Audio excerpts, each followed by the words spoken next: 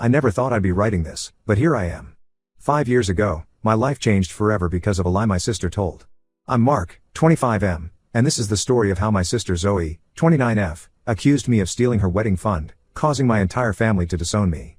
Zoe and I used to be close when we were younger. We'd play together, share secrets, and defend each other against schoolyard bullies. But as we grew older, things changed.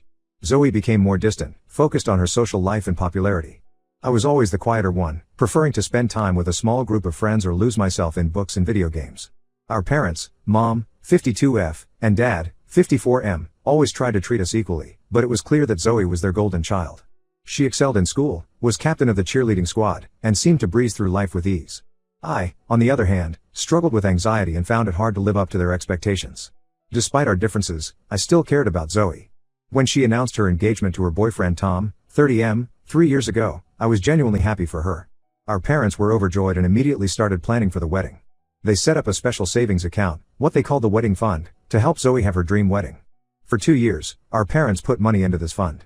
They made sacrifices, worked overtime, and even dipped into their retirement savings. Zoe was ecstatic, planning an extravagant wedding that would be the talk of the town. I thought it was a bit much, but I kept my opinions to myself. Then, about a year ago, everything fell apart. I came home one day to find my parents and Zoe waiting for me in the living room. The atmosphere was tense, and I could tell something was wrong. Zoe was in tears, and my parents looked furious. Dad stood up and asked me how I could do such a thing. Confused, I asked what he meant. That's when Zoe accused me of stealing the entire wedding fund.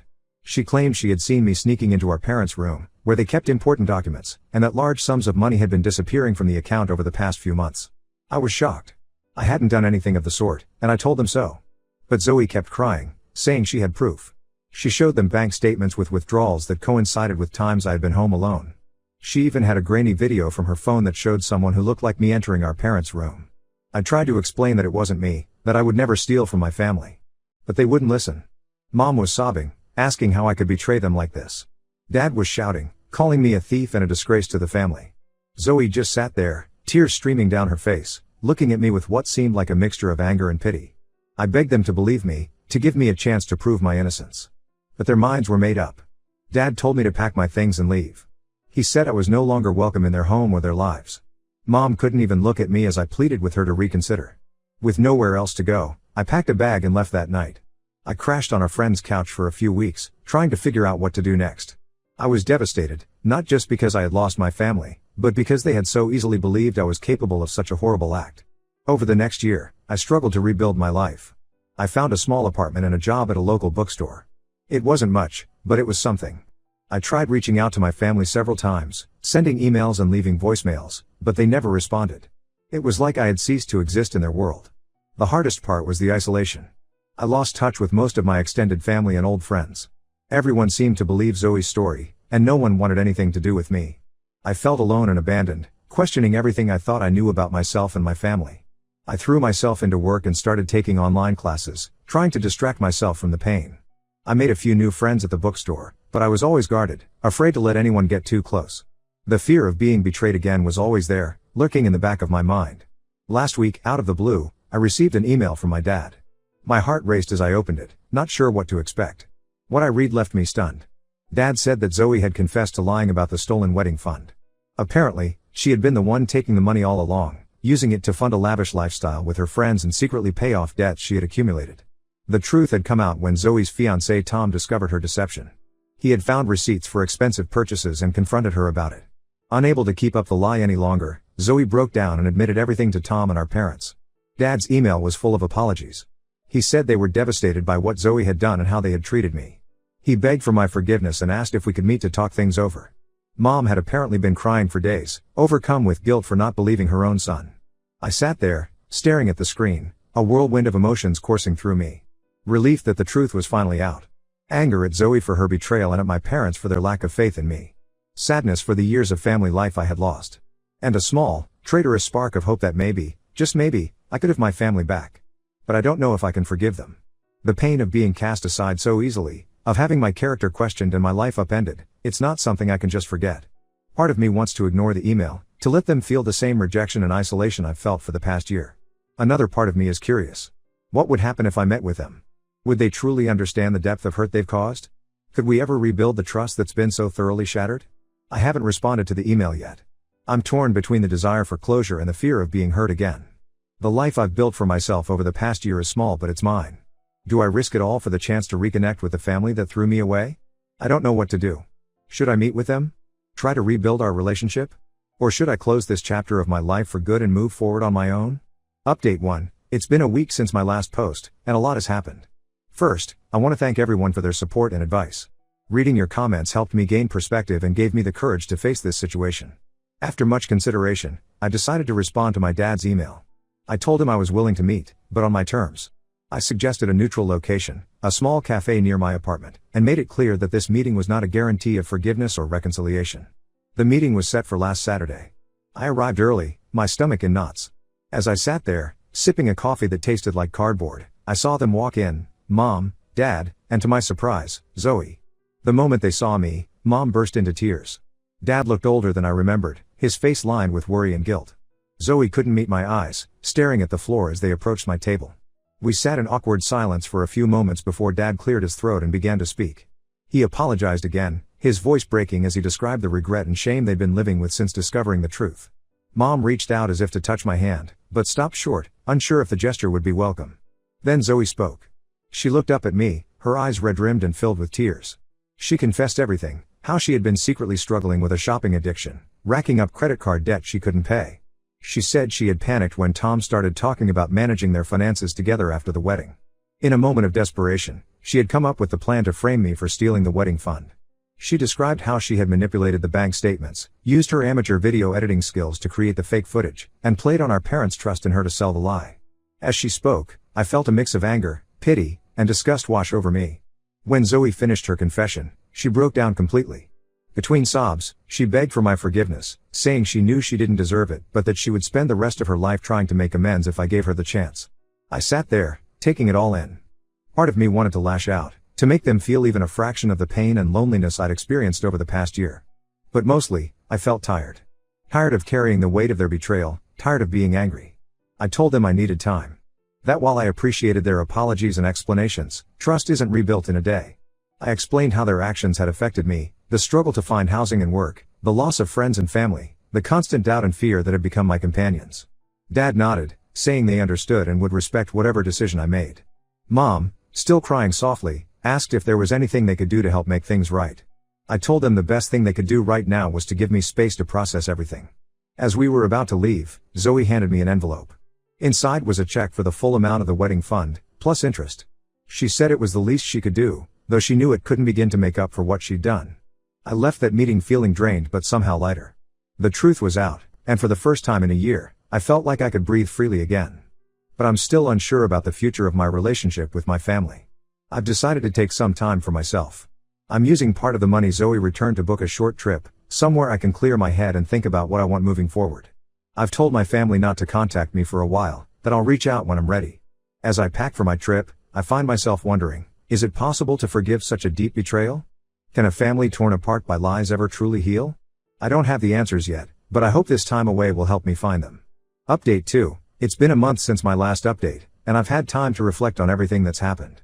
The trip I took was exactly what I needed, a chance to step back from the situation and really think about what I want for my future. I spent 2 weeks at a small beach town, far from the chaos of my family drama. The quiet gave me space to process my emotions and consider my options.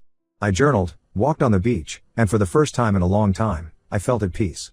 When I returned, I decided to take a big step. I agreed to family counseling. It wasn't an easy decision, but I realized that if there was any chance of moving forward, we needed professional help to navigate this complex situation. We've had 3 sessions so far, and it's been intense. Our therapist, Dr. Anderson, has been great at mediating and helping us communicate effectively.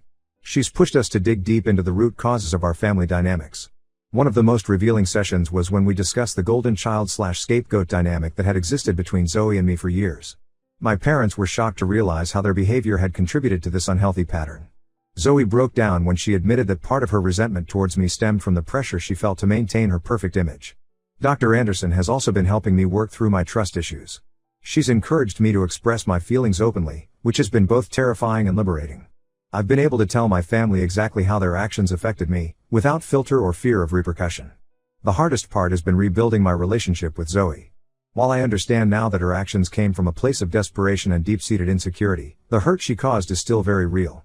We've had some one-on-one sessions where we've really delved into our childhood and the events that led to this point.